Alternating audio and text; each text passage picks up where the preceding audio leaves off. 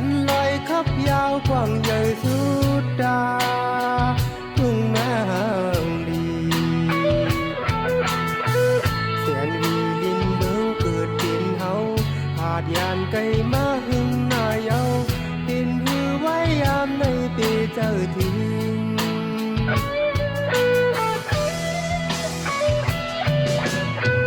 เกี่ยวเลยลองนึงคำสีจังเลยยานเฮินมาเฮ็ดหาเงินหาบการอยู่ทางเสาเมืองเปิ้นหุ่นน้ำก่อนมือซื้อมุนเกี่ยวเหมือนยินตีเมืองเกิดเป็นเฮาอยู่จำห่มเนาป่อตั้งแม่เจอถึงเต้เฮินเย่ที่เกิดเป็นยานไก่ผ่านมาข้าวตามถึงนอนนายลักก็อยากตึกต้องคืนอยู่เกนำตัวยาวสุดตาใจถึงเจอที่เฮายามลาวเลย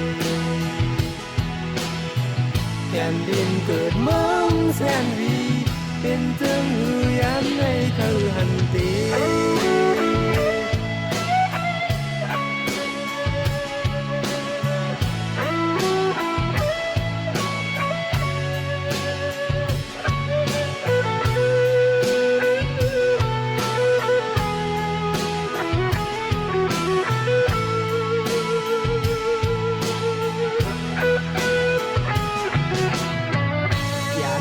ก็ต้องขึ้นอยู่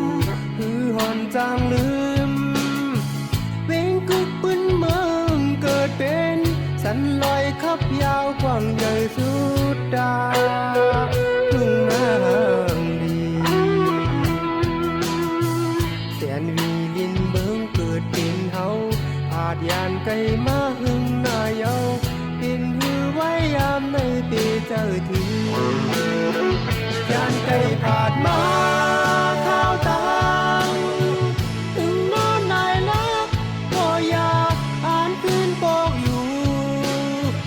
พอนำตูยังตึกไหลยานไก่ก็วันหนึ่งได้ขึ้นยืนแผ่นดินเกิดเมืองแสนวีเป็นเจิงหือยามในเคยหันเตแผ่นดินเกิดเมืองแสนวีเป็นเจิงหือยามในเปเจ้าถือ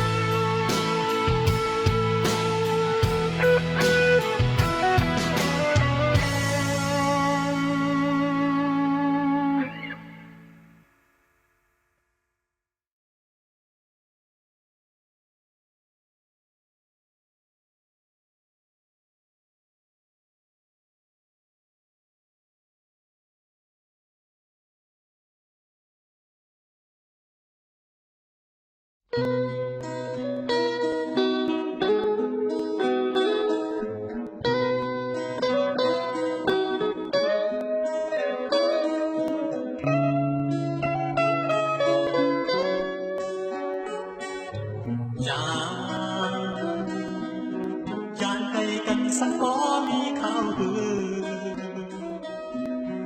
สาวอ่างลีน้องเวงเสนีสั่งขึ้นทบกันจองที่ต้อง